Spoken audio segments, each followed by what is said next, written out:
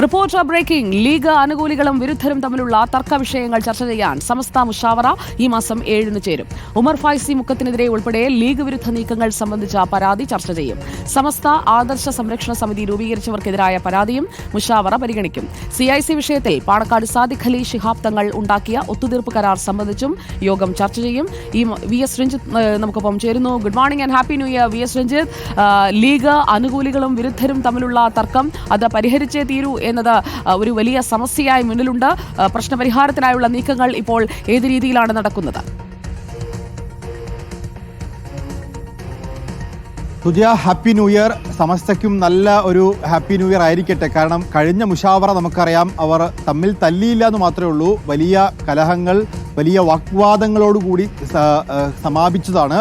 മുതിർന്ന നേതാക്കന്മാർ തന്നെ അത് സംബന്ധിച്ച കാര്യങ്ങൾ വിശദീകരിച്ചിരുന്നു. ആരൊക്കെയാണ് ഈ വിഷയങ്ങൾ ഉന്നയിച്ചത്, അത് പിന്നീട് എങ്ങനെ തർക്കമായി, ജിഫ്രി മുത്തുക്കോയത്തങ്ങൾ യോഗത്തിൽ നിന്ന് ഇറങ്ങിപ്പോയ സംഭവമൊക്കെ ഉണ്ടായിട്ടുള്ളതാണ്.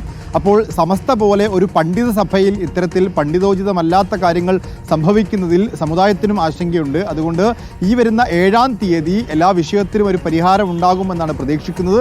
അതിലേറ്റവും പ്രധാനപ്പെട്ടത് ലീഗ് അനുകൂലികളായിട്ടുള്ള സമസ്തയിലെ മുഷാവറ അംഗങ്ങളും ലീഗ് വിരുദ്ധരായിട്ടുള്ള സമസ്തയിലെ മുഷാവറ അംഗങ്ങളും തമ്മിലുള്ള എതിർപ്പുകൾ പരിഹരിക്കുക എന്നുള്ളതാണ്.